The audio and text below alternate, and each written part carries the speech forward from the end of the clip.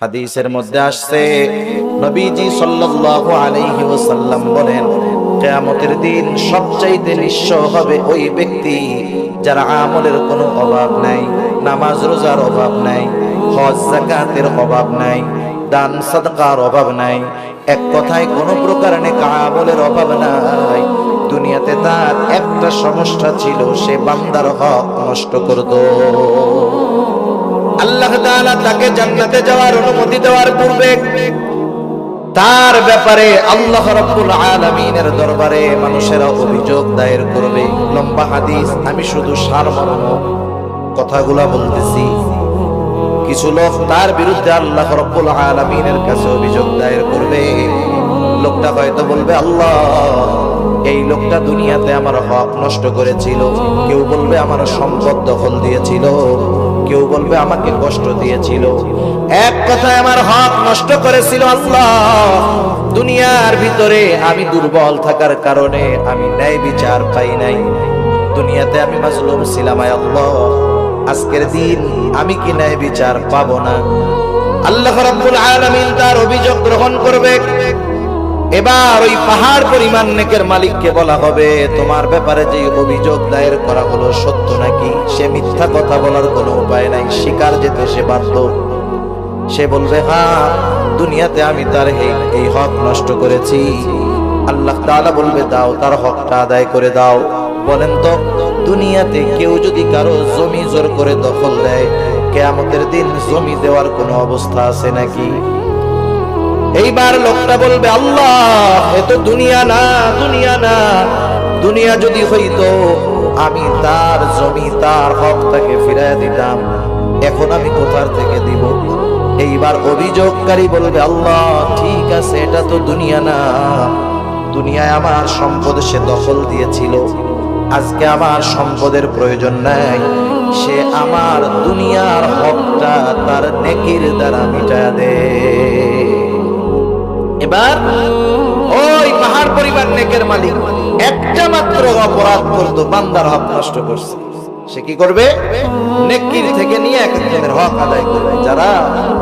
যারা মানুষের হক নষ্ট করে, এরা একজনের করে না, বহুজনের করে। ঠিক কিনা বলে? না, বহুজনের করে। একের পর এক অভিযোগকারী আসবে আর সে হক আদায় করতে থাকবে। এক সময় পাহাড় পরিমাণ নেক শেষ হয়ে যাবে, কিন্তু অভিযোগকারীর সিরিয়াল এখনো বড় লম্বা। আল্লাহ তাআলা বলবে, তাদের হক আদায় করো। লোকটা বলবে, আল্লাহ, মানুষের হক আদায় করতে করতে আমার সব নেকি শেষ হয়ে গেছে। এইবার অভিযোগকারীরা বলবে, আল্লাহ, তার নেকি নাই, তাতে কি? আমাদের গুনাহগুলা নিয়ে আমাদের হক আদায় করে দিই। فأما الإنسان إذا ما ابتلاه ربه فأكرمه ونعمه الله رب العالمين বলেন, فأما الإنسان إذا ما ابتلاه ربه, মানুষকে যখন তার রব পরীক্ষা করার জন্য فأكرمه ونعمه, তাকে সম্মান দেয় আর সম্মান দেয়, সম্পদের মালিক বানায়া দেয়। একটু খেয়াল করেন, আল্লাহ তাআলা বলতেছেন, মানুষকে পরীক্ষা করার জন্য যখন তার রব তাকে সম্মান দেয়, সম্পদ দেয়, তাকে নেয়ামত প্রদান করে, সে নামাজ না পড়ুক, রোজা না রাখুক, সে মানুষের কাছে বলে বেড়ায়, ফায়াকুলু রব্বি আকরামান, আমার রব আমাকে সম্মানিত করেছে। আল্লাহ তাআলা বললেন, আমি মানুষকে সম্মান, সম্পদ, নেয়ামত পরীক্ষা করার জন্য দেই। আর মানুষ এটাকে পরীক্ষা না মনে করে সে বলে, আমার রব আমাকে সম্মানিত করেছেন। প্রথমত একটা জিনিস আমাদের ক্ষেত্রে ক্লিয়ার হওয়ার প্রয়োজন, আল্লাহ তাআলা শুধু অভাব, কষ্ট, দুরবস্থা দিয়ে মানুষের পরীক্ষা নেন, বিষয়টা এমন নয়। বরং সম্পদ, সম্মান দিয়েও আল্লাহ তাআলা পরীক্ষা নেয়। যদি এমনটা হতো সম্মান, সম্পদ মানুষের আল্লাহ তাআলার ভালোবাসার মাপকাঠি, যে যাকে আল্লাহ রাব্বুল আলামিন বেশি ভালোবাসেন তাকে মনে হয় আল্লাহ তাআলা বেশি সম্পদ দেন, বিষয়টা যদি এমন হতো, বলেন তো দুনিয়ার মধ্যে আল্লাহ তাআলার সর্বাধিক প্রিয় বান্দাদের তালিকায় কারুনের নামটা হয়ে যাইত। কারণ তো পৃথিবীর অন্যতম বড় এক ধনী ছিল। বলেন তো আপনারা সহজেই জবাব দিতে পারবেন, কারুনকে আল্লাহ তাআলা ভালোবাসে নাকি? একটু জোরে বলেন না, বাসে? কারুনকে আল্লাহ তাআলা ভালোবাসে না, বরং কারুন নামটা মানুষের কাছে এত ঘৃণিত, এত অপছন্দের। দুনিয়ার কোন মানুষের যদি সন্তান হয়, সে যত গরিব হোক, তাকে যদি বলা হয় তোমাকে মাসে 1000 করে বেতন দেওয়া হবে, টাকা দেওয়া হবে, ছেলের নামটা তুমি কারুন রাখো, আপনারা কেউ রাখবেন? আপনি বলবেন আরে দিন মজুর দিয়া খাইতাতি, কারণ আমার পোলার নাম মইরা গেলে ওরা রাখবো না। এই কারুনকে কত সম্পদ আল্লাহ তাআলা দিয়েছেন, এই সম্পদ ছিল তার জন্য পরীক্ষা। সম্পদের মালিক কারুন যখন হযরত মূসা আলাইহিস সালাম কারুনকে বলল, কারুন তুমি তোমার সম্পদের যাকাত দাও। কারুন যাকাত দিতে অস্বীকৃতি জ্ঞাপন করলো। শুধু তাই না, সে মূসা আলাইহিস সালামকে অপমান অপদস্থ করার জন্য, অপবাদ দেওয়ার জন্য একজন খারাপ মহিলাকে সে ভাড়া করলো। শিখায় দিল তুমি মানুষের সামনে বলবা মূসা আলাইহিস সালাম আমার সাথে জিনা করেছে, অপকর্মে লিপ্ত হয়েছে। এইবার যখন কারুনই ষড়যন্ত্র চক্রান্ত করলো, আল্লাহ তাআলা বরদাশত করলেন না। এই কারুন যখন সম্পদের মালিক হয়, তখন কারুনের বন্ধুরা আল্লাহ তাআলার কাছে বলতো, আল্লাহ আপনি মনে হয় কারুনকেই শুধু ভালোবাসেন, আমাদেরকে ভালোবাসেন না। আমাদের সমাজেও এমন আছে, 5 বন্ধু একসাথে লেখাপড়া করেছে, একসাথে কর্মজীবন শুরু করেছে, একজন অনেক ধনী আর 4 জন গরিব। তারা আফসোস করে আর বলে, দেখ আল্লাহ তাআলা ওকে ভালোবাসে, সব নেয়ামত আল্লাহ তাআলা ওকেই দিয়ে দিতেছে। কারুনের বন্ধুরাও বলতো, আল্লাহ আপনি মনে হয় কারুনকে বেশি ভালোবাসেন, এই জন্য এত সম্পদের মালিক বানায় দিচ্ছেন। কারুন যখন মূসা আলাইহিস সালামের অবাধ্য হলো, মূসা আলাইহিস সালামকে যখন অপবাদ দেওয়ার প্রচেষ্টা করলো, আল্লাহ তাআলা কারুনের উপরে গজব দিয়ে দিলেন। কারুন তার সম্পদ সহ জমিনে ডাবতে শুরু করলো।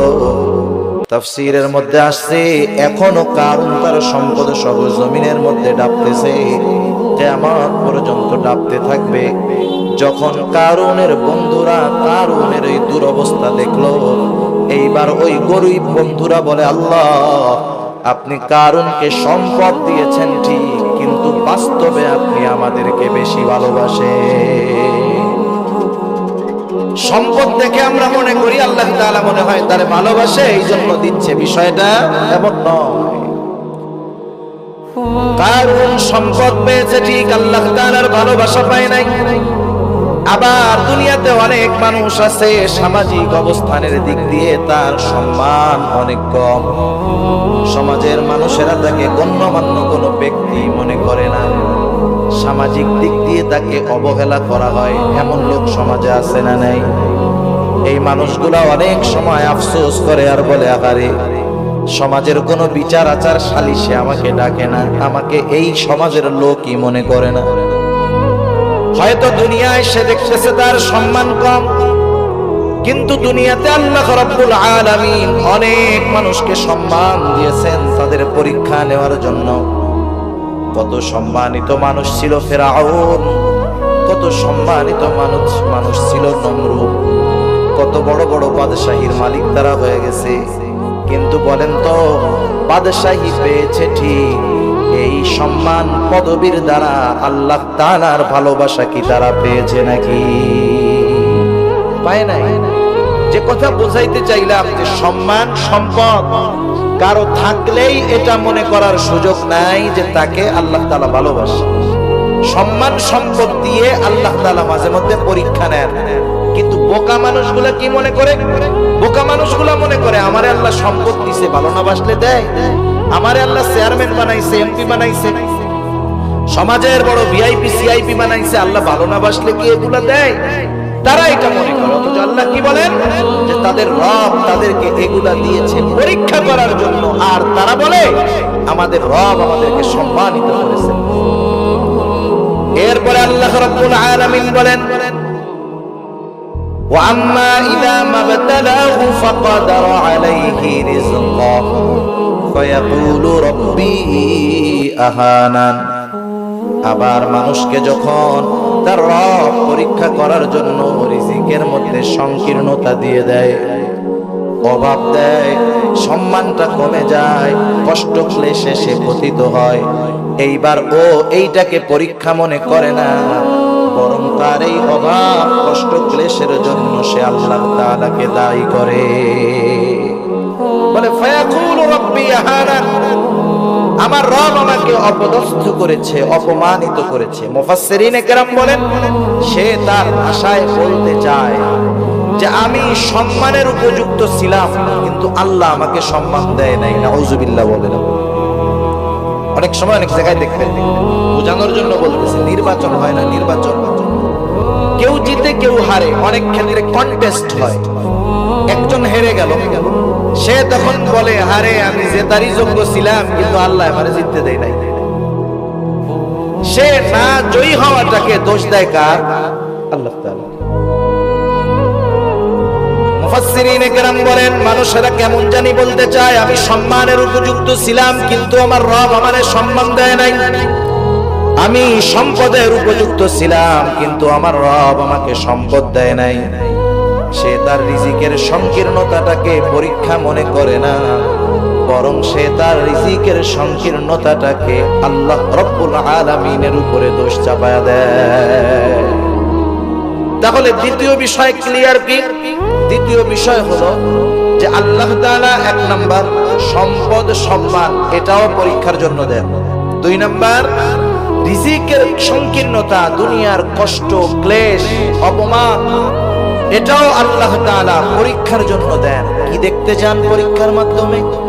আল্লাহ তাআলা দুই অবস্থাতেই দেখতে চান যে বান্দা সুখ স্বাচ্ছন্দ্যের জীবন পেয়ে আমি আল্লাহকে ভুলে যাই কিনা। আল্লাহ তাআলা দেখতে চান বান্দা কষ্ট ক্লেশে পতিত হয়ে আমি আল্লাহ তাআলাকে দোষারোপ করে কিনা। যারা আল্লাহ তাআলাকে দোষারোপ করে না, অভাব কষ্ট ক্লেশে পতিত হওয়ার পরেও আল্লাহ রাব্বুল আলামিনের উপরে সন্তুষ্ট থাকে, এরাই হলো পরীক্ষায় পাস। আর যারা সম্পদ সম্মানের মালিক হয়ে যখন নাফরমানি করে, অহংকার করে, এরা হলো পরীক্ষায় ফেল।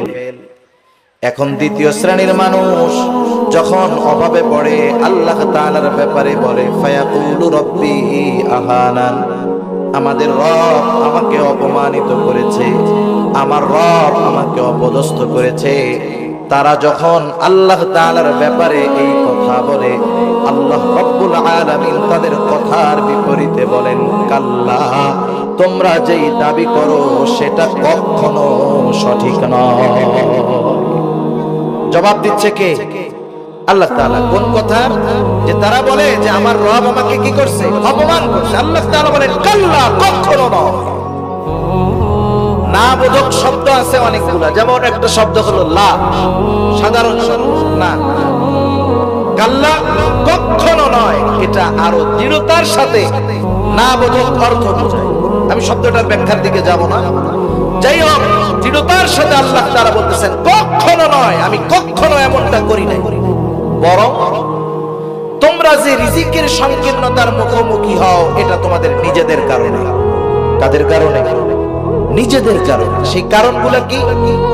এই সূরায় আল্লাহ তাআলা রিজিকের এই সংকীর্ণতার 4টি কারণ বর্ণনা করেছেন। কয়টি কারণ? আপনারা একটু কষ্ট করে একটু সামনে আসেন, যে কয়জন আছেন একটু সামনে আসেন, জিকিরের সাথে সাথে একটু কষ্ট করে সামনে আসেন। বাম দিক তাকায় আর কথা বলতে ভালো লাগতেছে না, একটু সামনে আসেন জিকিরের সাথে সাথে লা ইলাহা। যারা মুরব্বিরা আছেন একটু সামনে আসেন। বাচ্চারা সামনে থাকলে ওরা কথা বুঝে, ওরা তো হুজুরদের ডরে বয়ে রয়েছে যে ওইটা গেলে হুজুরে আবার পরে কিছু বলে কিনা, বুঝেন নাই? আপনারা একটু সামনে আসেন, এই সামনে আমার সামনাসামনি আসেন, একেবারে আমার সামনাসামনি আসেন জিকিরের সাথে সাথে লা ইলাহা ইল্লাল্লাহ, লা ইলাহা, লা ইলাহা ইল্লাল্লাহ, লা ইলাহা, লা ইলাহা ইল্লাল্লাহ মুহাম্মাদুর রাসূল।